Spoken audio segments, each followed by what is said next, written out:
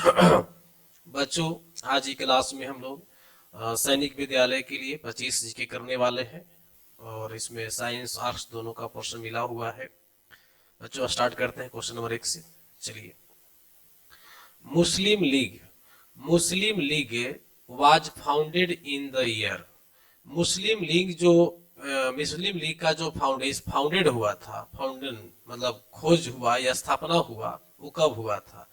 तो मुस्लिम लीग की स्थापना हुआ था 30 दिसंबर 30 दिसंबर 1906 को। डेट याद रखिएगा।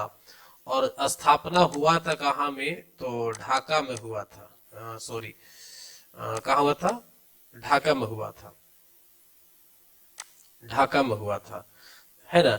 और उसमें यहाँ भारत का जो वायसराय थे, भारत का जो वायसराय थे, नोट कर लीजिएगा, वो थे लॉर्ड मिंटो। लॉर्ड कौन थे? Lord Minto. नोट कर लीजिएगा, है ना। जो भी पॉइंट आपको हम लिखते हैं उसको जरूर नोट करिएगा।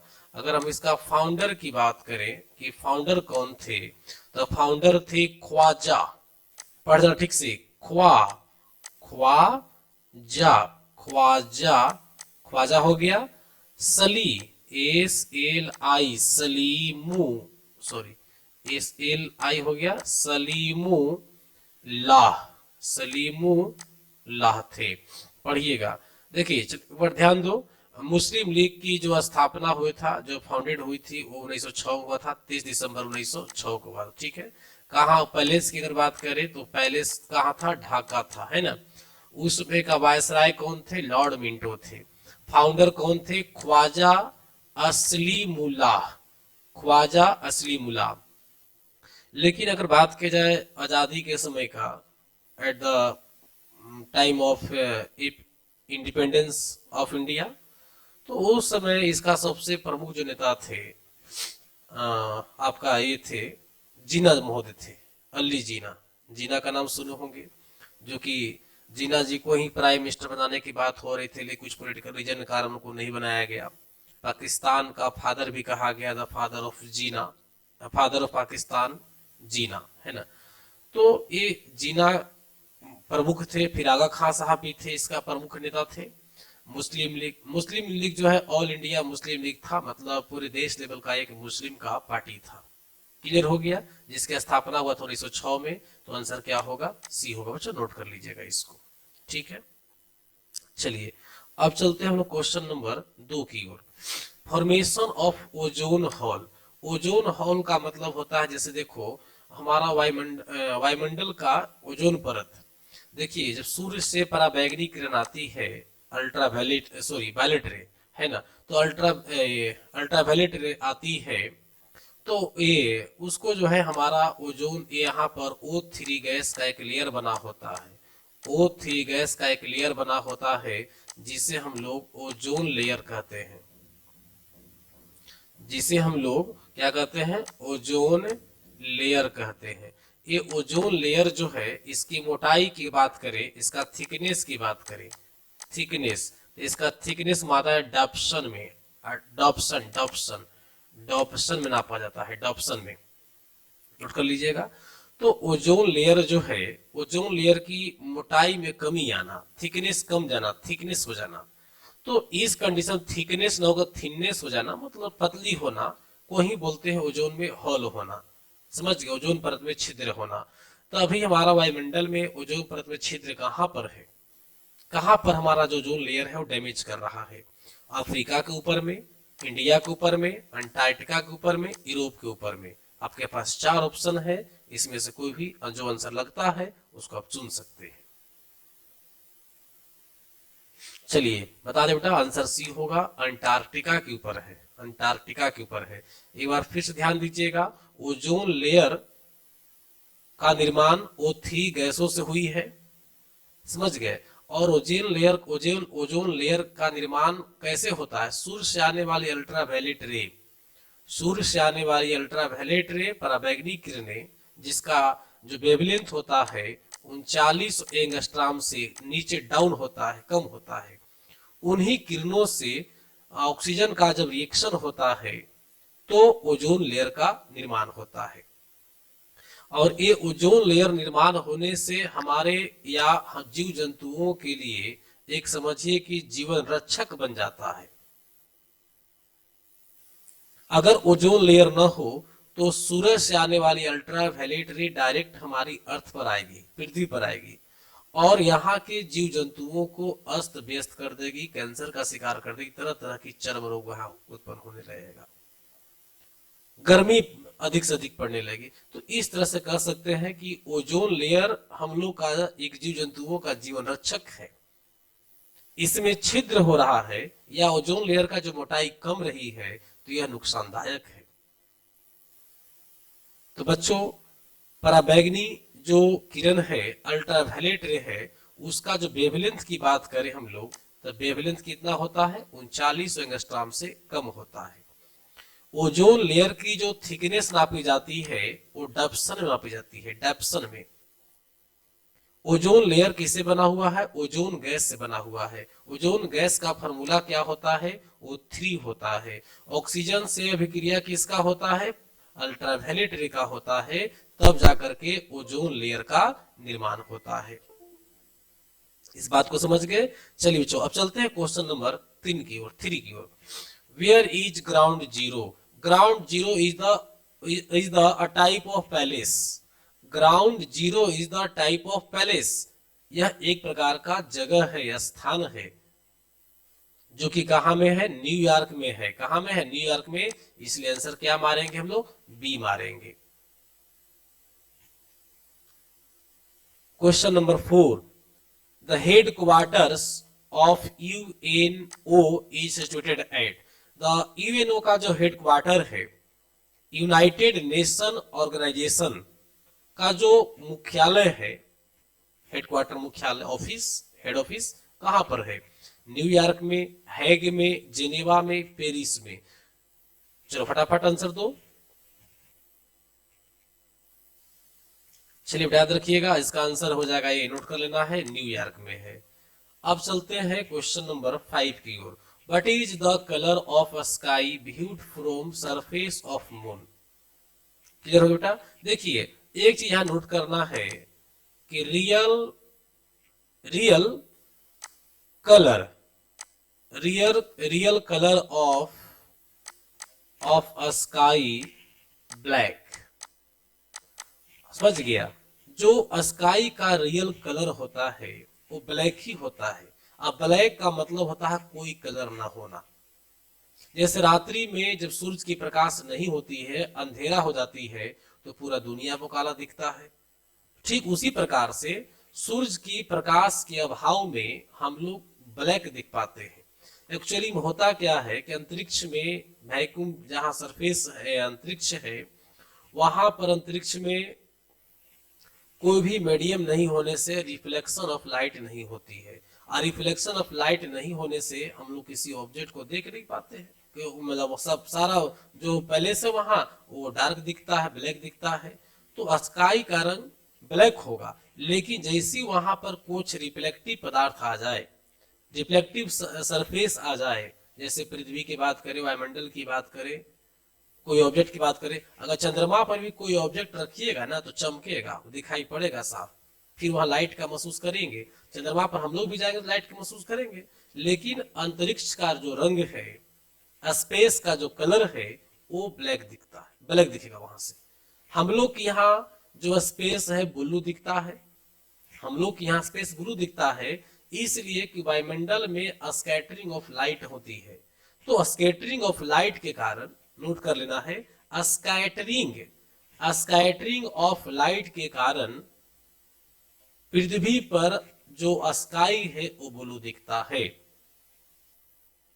तो कह सकते हैं the because of scattering of light, the because of scattering of light sky is blue on the earth.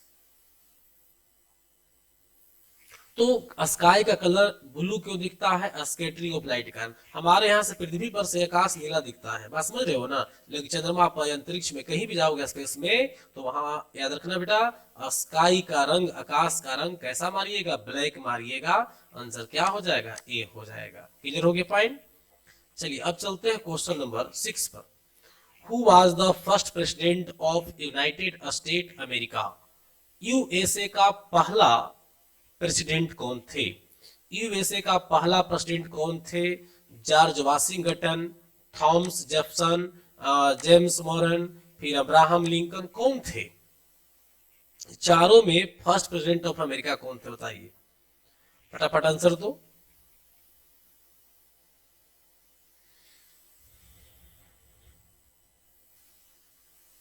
चलिए जानना होगा हम लोग को कि first president of USA, first president of USA George Washington थे, और इन्हीं के नाम पर एक वाशिंगटन शहर भी है, वाशिंगटन शहर भी है जो कि वहां की राजधानी है यूएसए का, और टोमैक नदी पर है। पता ही होगा, आप लोग पढ़ाए थे, डिस्कस किए थे पहले। हुआ क्या था, जॉर्ज वाशिंगटन प्रेसिडेंट सबसे पहले बने थे कब, पता है आप लोग को? इन्होंने 30 अप्रैल 30/4/1789 को अपना एक पार्टी गठन किए थे, उसी पार्टी में हेड बने थे, प्रेसिडेंट बने थे। चलिए अब चलते हैं क्वेश्चन नंबर 7 की ओर। The government of India act 1919 is known as, मतलब भारत जब देश आजाद नहीं हुई थी उसके पहले की बात है, 1919 में जो गवर्नमेंट एक्ट आया था, भारत सरकार का जो नियम आया था अंग्रेजों के द्वारा, तो उस एक्ट को क्या नाम दिया गया? मार्लेमिंटो रिफॉर्म्स, मतलब मार्लेमिंटो सुधार,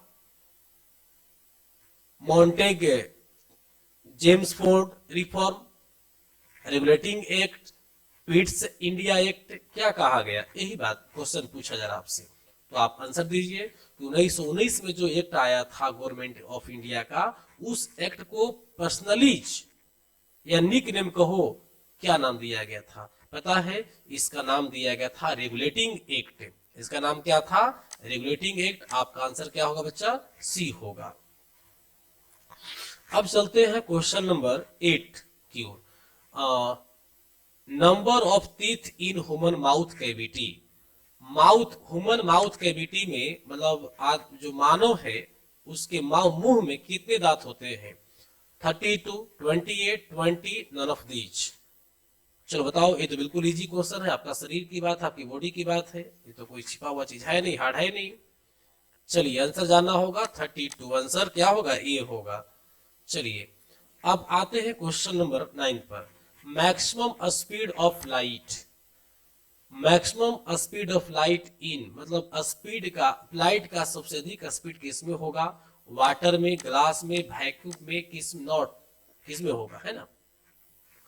चलो बताओ फटाफट आंसर, और साथ नोट भी करना है। वाटर में अगर बात करें स्पीड ऑफ लाइट की, तो होता है 2.25 गुने 10 का पावर 8 मीटर पर सेकेंड, है ना? अब अगर किलोमीटर में व्यक्त करना चाहिएगा तो 10 का पावर 5 हो जाएगा, 5 हो जाएगी। ग्लास की बात करें अगर हम लोग, तो 2 इंटू कितना होगा? 10 पावर 8 मीटर पर सेकेंड होगा। वैक्यूम में 3 गुने 10 का पावर 8 मीटर पर सेकेंड होता है। देखो सब में 10 का पावर 8 लगा हुआ है ना, ये तो कॉमन हो गया। तो जो पॉइंट, जो पूर्णांक बड़ा होगा उसका मान बड़ा होगा। ये 2.25 है, 2 है, 3 है, तो बड़ा वैक्यूम होगा, यानी याद रखिएगा आंसर क्या हो जाएगा? सी हो जाएगा। चलते हैं, अब जानते हैं क्वेश्चन नंबर 10 में। Who among the following visited Gandhi ji in South Africa, जब Gandhi ji South Africa visit किए थे, गए थे, तो किससे मिले थे, किससे बातचीत किए थे अपने राष्ट्र के बारे में? तो वहां मिले थे किनसे? देखिए, बाल गंगाधर तिलक से, वल्लभ भाई पटेल से, गोपाल कृष्ण गोखले से, जवाहरलाल नेहरू से। फटाफट आंसर दीजिए, बहुत प्रचलित भी है, अच्छा क्वेश्चन है। चलो बच्चों, जानना होगा आप लोग को कि जब साउथ अफ्रीका में गांधी जी गए थे तो वहां पर किससे मिले थे? गोपाल कृष्ण गोखले से मिले थे, और उन्हीं से प्रभावित होकर के देश में, देश की आजादी के लिए, देश में होने वाले अत्याचारों को रोकने के लिए उन्होंने मन में ठान लिया था। चलिए अब हम लोग देखते हैं question number 11। The intensity of earthquake is measured, मतलब अर्थक्वेक, भूकंप का जो इंटेंसिटी होगी, तीव्रता जो होगी, किससे मेजर किया जाएगा?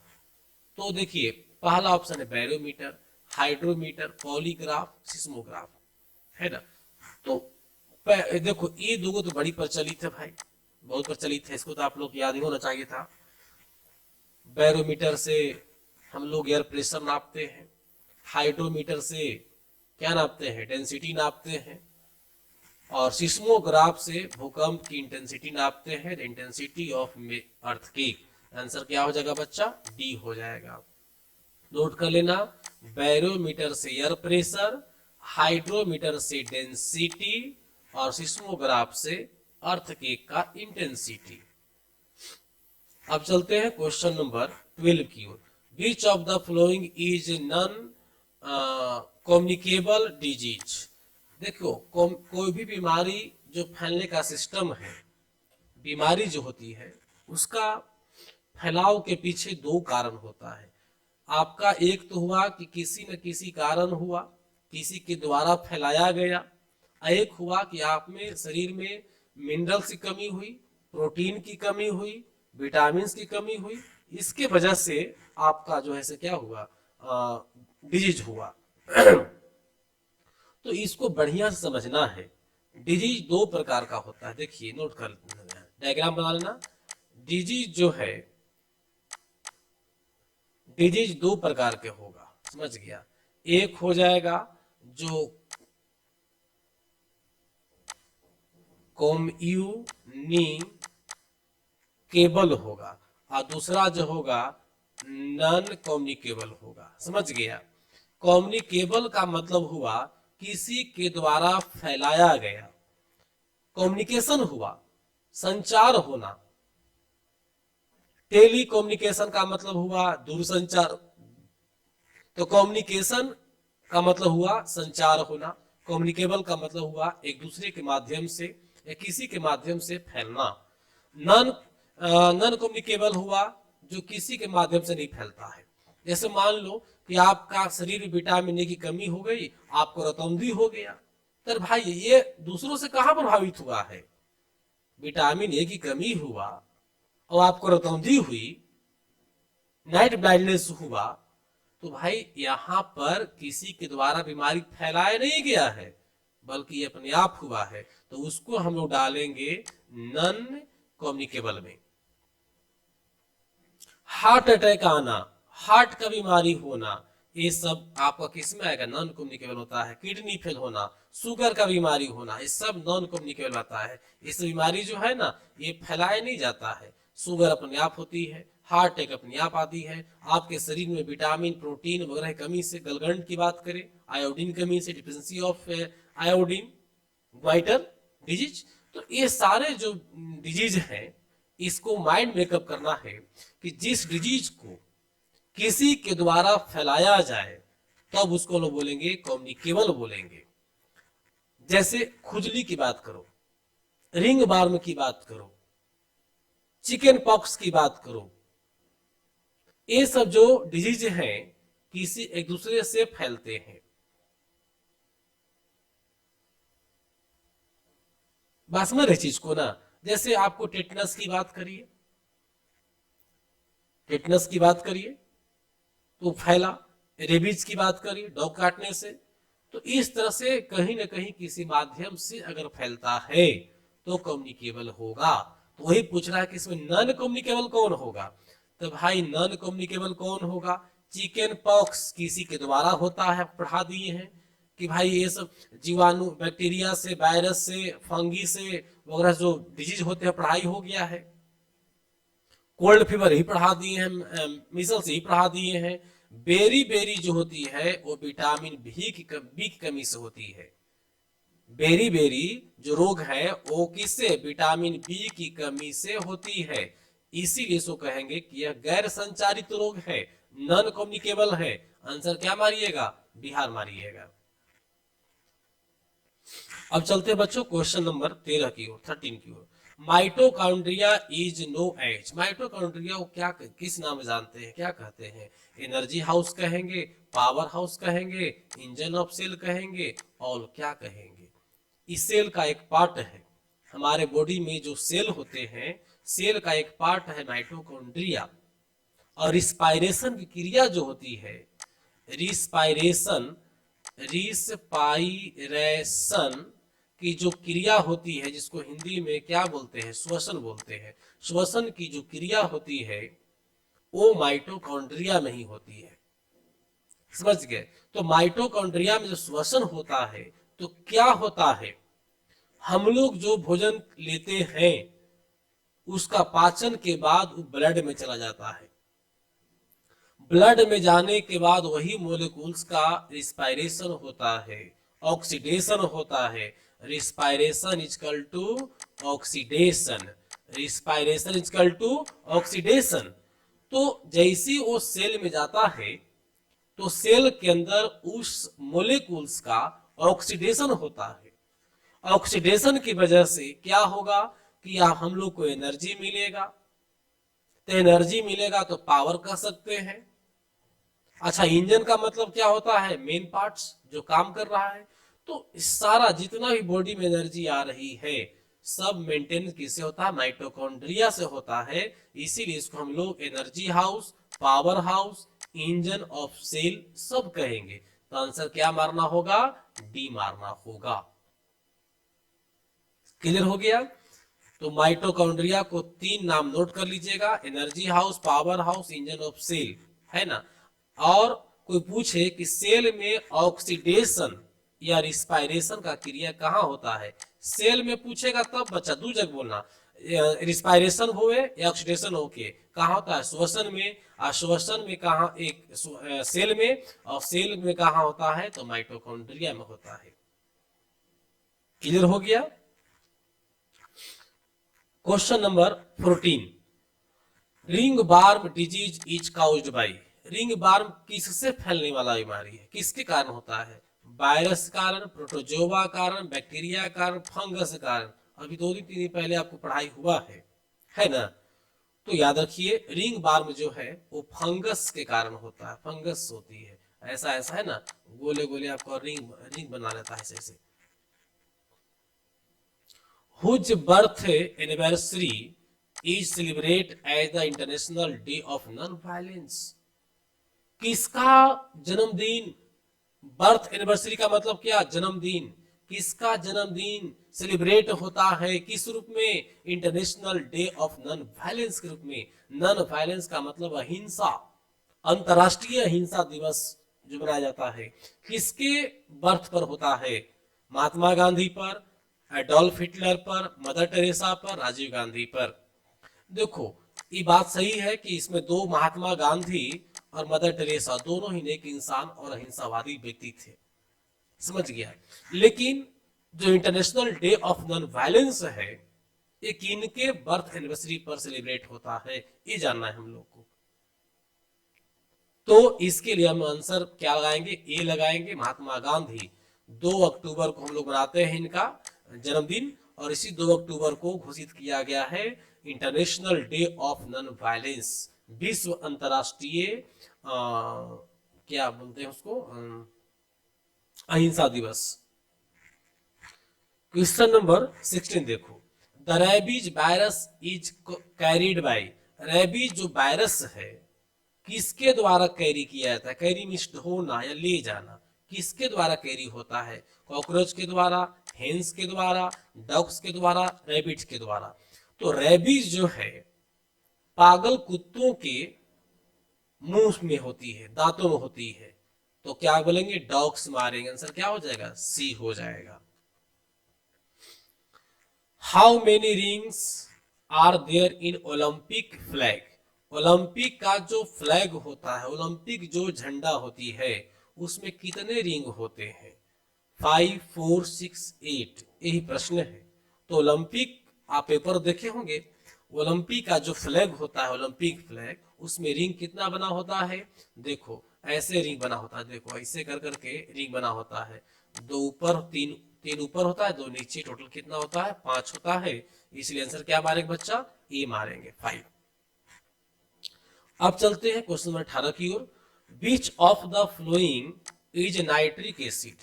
नाइट्रिक एसिड कौन इसमें है, देखिए H2SO4 सल्फ्यूरिक एसिड, नोट कर लेना बेटा, H2SO4 सल्फ्यूरिक एसिड, इसको नोट कर लीजिएगा। HCl HCl जो है यार हाइड्रोक्लोरिक एसिड हो गया, हाइड्रोक्लोरिक एसिड हो गया। HNO3, HNO3, HNO3 जो है ये आपका नाइट्रिक एसिड है, इसलिए आंसर क्या मारेंगे, सी मारेंगे। चलिए क्वेश्चन 19 देखेंगे हम लोग। The study of coins is called, यानी क्वाइंस का स्टडी करना क्या कहलाता है, आर्कियोलॉजी, ऑस्टियोनोग्राफी, नमिस्टोमैटिक्स, एपियोग्राफी। देखो आर्कियोलॉजी का मतलब हुआ बहुत पुराने चीजों का अध्ययन करना, आर्कियोलॉजी हो गया। किसी भी जैसे मान लो कि सिंधु घाटी सभ्यता का, मंदिर का, रोड का, खंबा का, औजार का स्टडी करना है, आर्कियोलॉजी में पढ़ना होता है। सिक्का का अध्ययन करना जो हो गया नुमिस्मैटिक्स होगा, नुमिस्मैटिक्स। आंसर क्या मारेंगे, सी मारेंगे। चलिए अब आते हैं 20 number question. Lungs are affected, lungs are affected by, lungs जो है किससे अफेक्ट करेगा, पढ़ाई हो चुका है। रिंग बार्म जो है से स्किन को इफेक्ट करता है, याद रखिएगा। रिंग बार्म जो है स्किन को इफेक्ट करता है। हेपेटाइटिस बी जो है से लीवर को इफेक्ट करता है ना। अस्थामा, अस्थामा ही जो है आपको लंग्स को इफेक्टिव करता है। अपोलिया में तो भाई न्यूरॉन सिस्टम, पूरा नर्वस सिस्टम को डैमेज करता है, बताए हैं आप लोग को। आइए अब देखते हैं question number 21। Rust is a, rust क्या है, रस्ट मतलब क्या होता है, जंग, जंग। रस्ट का हिंदी क्या होता है, जंग। जंग क्या है, एलिमेंट हो गया, कंपाउंड हो गया, मिक्सचर हो गया। बेटा देखो जिसका कॉम्बिनेशन फिक्स होता है, निश्चित होती है, तो उसको हम लोग कंपाउंड कहते हैं, और जिसका फिक्स नहीं है वो मिक्सचर होता है। समझ गया, जो एकल होता है वो एलिमेंट होता है, प्योर होता है, इसमें किसी का मिलावट नहीं होता है। ये जो है प्योर नहीं होता है, ये भी प्योर नहीं होता है, दोनों में कोई प्योर नहीं है, लेकिन अंतर ये है कि इसका मिलावट फिक्स है, इसका मिलावट फिक्स नहीं है। जैसे H2O, 2 हाइड्रोजन पर 1 ऑक्सीजन फिक्स है, तभी जाकर के क्या बनेगा, वाटर बनेगा। अगर हम H2O2 कर देंगे तब जो है बेटा ये वाटर नहीं बनेगा। बात समझ में आया, जैसी डिफरेंट हुआ, फिक्स H2O फिक्स है, जहां वहां ऑक्सीजन 2 कर दिए, 1 बढ़ा दिए, वाटर नहीं बनेगा, कुछ और बन जाएगा, हाइड्रोजन हाइड्रोजन पर ऑक्साइड गैस बन जाएगा। समझ गया, इस प्रकार से फिक्स अगर है तो कंपाउंड कहलाएगा, और नॉट फिक्स मिक्सचर कहलाएगा। क्लियर हो गया।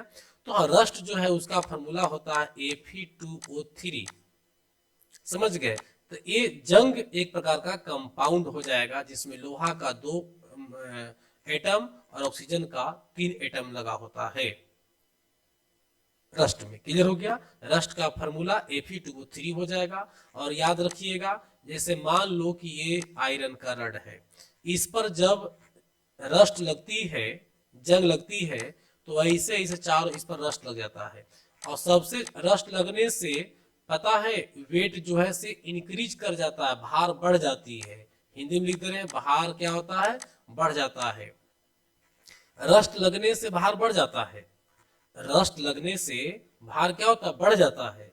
तो भाई भार बढ़ने तो अच्छा बात है कि लोहा का वजन बढ़ जाएगा, लेकिन नुकसान ये है कि जब तक रस्ट साथे है तब तक जो है भार बढ़ जाएगा, लेकिन जैसी ही रस्ट जंग लग करके अब ऐसे से खत्म कर देगा, पूरे लोहा को गायब कर देगा धीरे धीरे, और झड़ते जाएगा जंग, तो लोहा का नुकसान करेगा। समझ गया। तो रस्ट लगने से भार क्या होता है, बढ़ जाता है, बहुत इंपॉर्टेंट पॉइंट है। और रस्ट लगना कौन क्रिया है, ऑक्सीडेशन क्रिया है। क्या है, ऑक्सीडेशन। ऑक्सीडेशन क्यों हुआ, क्योंकि लोहा में ऑक्सीजन का मिलावट हुआ, लोहा ऑक्सीजन से भी क्रिया किया, ऑक्सीजन से भी क्रिया होता है, तो उसको बोलते हैं ऑक्सीडेशन। तो जंग लगना, रस्ट का बनना, ऑक्सीडेशन क्रिया, रस्ट लगने से भार वेट इंक्रीज कर जाएगा, भार बढ़ जाएगा, फॉर्मूला हो जाएगा Fe2O3। चलिए अब देखते हैं 22। When is the infantry day celebrate in India. पैदल सेना दिवस की अगर बात करें हम लोग, तो ये मनाया जाता है 27 अक्टूबर को मनाते हैं प्रत्येक साल में। समझ गया। चलिए अब चलते हैं क्वेश्चन नंबर 23। मिल्क टर्निंग सौर इज, सौर मीन्स खट्टा, मिल्क का खट्टा होना, physical change, chemical change, reversible change.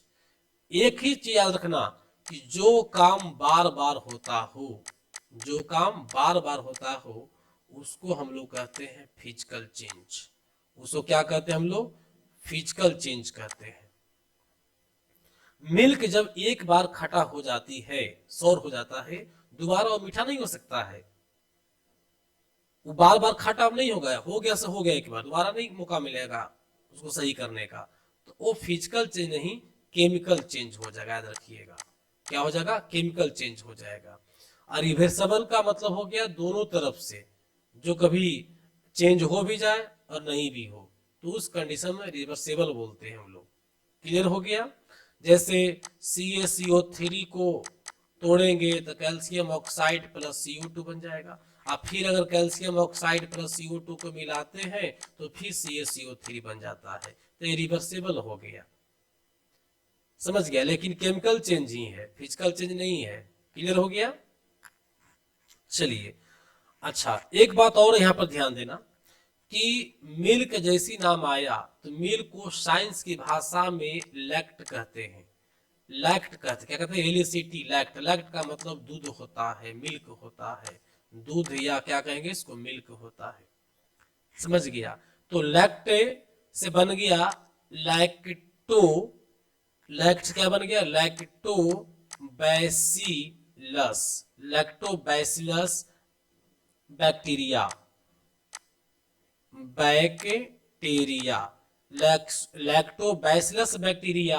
Lacto मतलब दूध वाला, बैसिलस बैक्टीरिया का नाम हो गया, मतलब दूध वाला बैक्टीरिया। तो लैक्टोबैसिलस बैक्टीरिया कहाँ मिलता है? दूध में मिलता है। ये दूध को क्या करेगा? सौर कर देता है, खट्टा कर देता है। फिर आ गया आपको लैक्टिक एसिड, लैक्टिक एसिड, लैक्ट लगा हुआ है, दूध वाला एसिड। दूध में कौन सा एसिड पाया जाता है? तो लैक्टिक एसिड, याद रखिएगा। दूध में कौन सा एसिड पाया जाएगा? लैक्टिक एसिड पाया जाता है। क्लियर हो गया? एक नाम और आप सुने होंगे,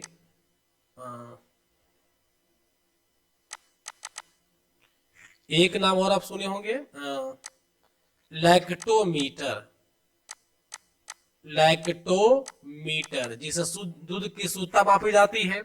लैक्टो मतलब क्या? दूध, अब मीटर मतलब मापने वाला, दूध की शुद्धता मापने वाला।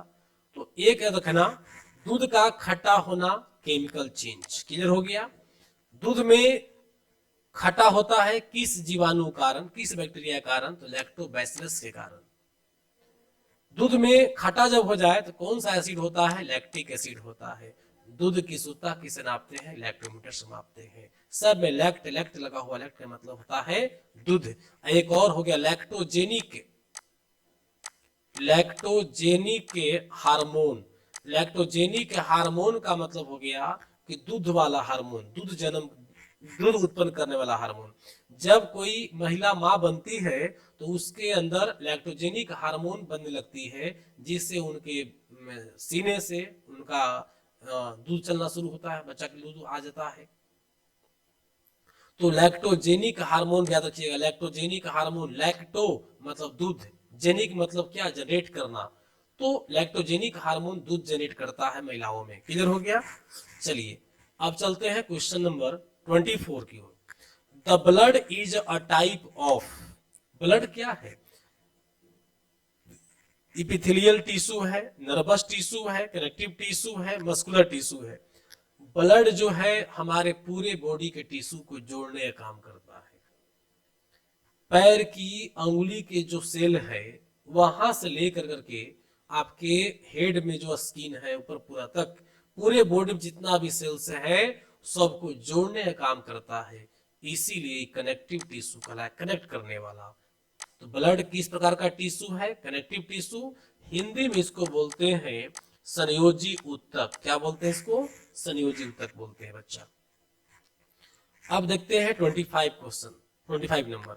Largest desert of the India, मतलब भारत की सबसे बड़ी मरुस्थल डेजर्ट कौन है? अभी कुछ दिन पहले चर्चा किए थे हम इंदिरा गांधी कैनाल के बारे में, कि जो सबसे भारत की सबसे बड़ी इरिगेशन कैनाल है। तो कौन सा जो डेजर्ट है उसको विसर्जित करता था, बात किए तो उसमें हम, तो भारत का सबसे बड़ा मरुस्थल कौन है, थार है, जिसका मुख्य रूप से इसका विस्तार कहाँ है, राजस्थान में है। मुख्य रूप से इसका विस्तार कहाँ है, राजस्थान में है। तो आज का जो बाबू सेशन था वो समाप्त हुआ बच्चों, है ना। अब हम लोग फिर मिलेंगे अगले क्लास में।